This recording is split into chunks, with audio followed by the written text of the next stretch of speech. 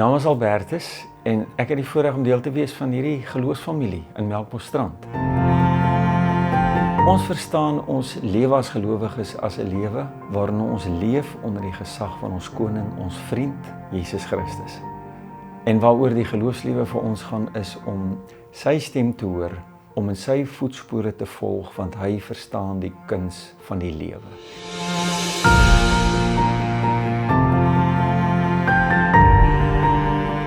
Ek is Dominee van Engelbrecht. Ek is predikant hier in Melkbos sedert 2020, Januarie 2020 het ek hier begin. Ek dink my hele bediening tot dusver het gedraai rondom jeug- en musiekbediening. En vir my die wonderlike is hoe die twee ook hier saamloop in Melkbos. Dit is die eerste gemeente wat my natuurlik aangestel het as 'n musiekdominee. So dit is vir my regtig 'n wonderlike voorreg om dit te kan doen.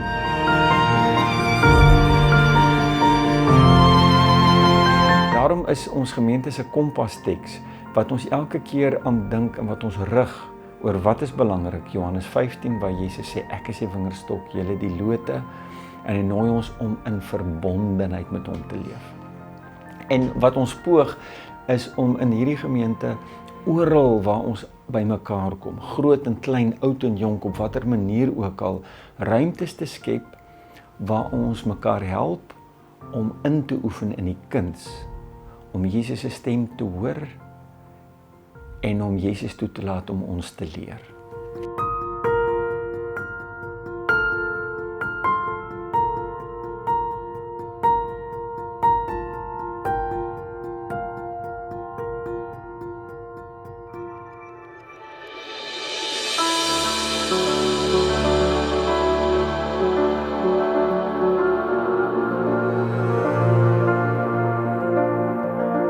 Een van die grootste veranderinge wat ek dink ons gemaak het in 2020 was om te sê dat ons jeugbediening, ons kategese bediening, in die verlede het ons probeer om lidmate af te rig. So teen die tyd wat hulle belydenis van geloof aflê, het hulle klomp dinge van die kerk geweet, maar hulle het eintlik min van die Here geweet.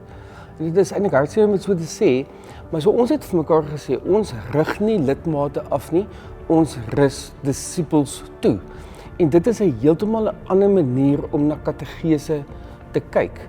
Ons werk met die Bybel as basis. Ons help regtig kinders om 'n verhouding met Jesus te hê, en nie om noodwendig net te weet wat sê die NG Kerk nie, maar wat sê die Bybel oor 'n spesifieke saak.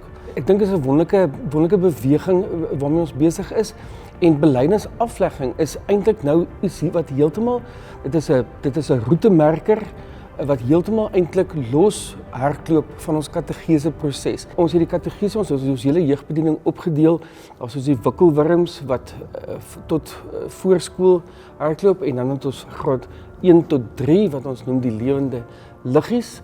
Dan die graad 4 en 5 sê dapper stappers, en dan die graad 6 en 7 is JICS, wat staan vir Jesus is koning, en dan is ons ankerbediening, is ons hoërskoolbediening. Daar was altyd hierdie vraag gewees, maar moet ons nie 'n aparte kinderkerk hê nie? Maar my probleem nog altyd daarmee was, dat aan die einde van kinderkerk, dan het die kinders eintlik geen verhouding, geen relasie met die volwasse erediensbediening nie. En dit het baie keer gemaak dat hulle eintlik vervreemd gevoel het van die gemeente. So hoe ons dit probeer doen, is ons probeer ons eredienste familiegerig inrig. So ons praat van die groot woord daarvoor is intergenerasioneel. So intergenerational. So met ander woorde, die verskillende generasies moet saamkom in die een erediensruimte. Maar nou verstaan ons dat 'n voorskoolse kind, 'n graad 2 kind, kan nie so lank stil sit soos wat 'n volwasse persoon stil sit nie. En daarom het ons dit so gemaak dat tot graad 5, hulle kom gewoon erediens toe, en dan is daar 'n spesifieke moment in die diens waar ons gaan sê, okay, goed, nou kan die kinders uitbeweeg, en dan van graad 6 af moet hulle dan leer om ook in die erediens, die hele erediens deur te sit, maar so ons het hierdie proses, hierdie hele beweging waardeur ons kinders toerus, sodat hulle ook gereed is om eendag dan 'n volwasse besluit kan neem om die Here te dien, om die Here te volg.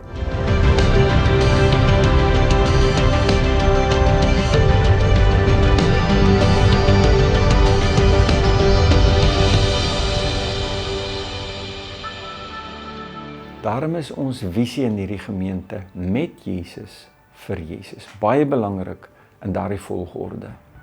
Eers met Jesus, vanuit hom, met dit wat hy sê, want hy gee die pas aan.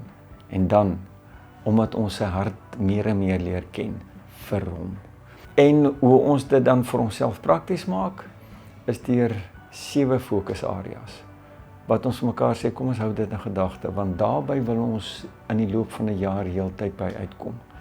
En die eerste fokusarea is Jesus Christus as koning. Dit gaan oor Jesus, hy is die begin en die einde. Ons skep ruimtes waar hy aan die woord kom, waar hy die hoof is. Die tweede een is die Bybel as sy woord. Die Bybel is vir ons baie belangrik. Die Bybel is die plek van ontmoetings met Jesus self. Volgende fokusarea, om sy stem te kan hoor. Dis 'n kuns wat ons vir mekaar help om in te oefen en waarin ons wil groei. En dan natuurlik om te doen wat Jesus sê op alle vlakke, in my persoonlike lewe, in my gesin, maar ook vir ons as geloofsgemeenskap in hierdie dorp en hierdie stad van ons. Volgende een, om Jesus se liefde uit te leef. Dat sy karakter ons karakter begin word. En die volgende een is dat ons by mekaar in gemeenskap is. Die saamwees maak Jesus in ons en tussen ons sigbaar. En dan die laaste een is omdat dit oor Jesus gaan, om so te leef dat ons hele lewe 'n lewe is waarmee ons in gebed voor die Here staan.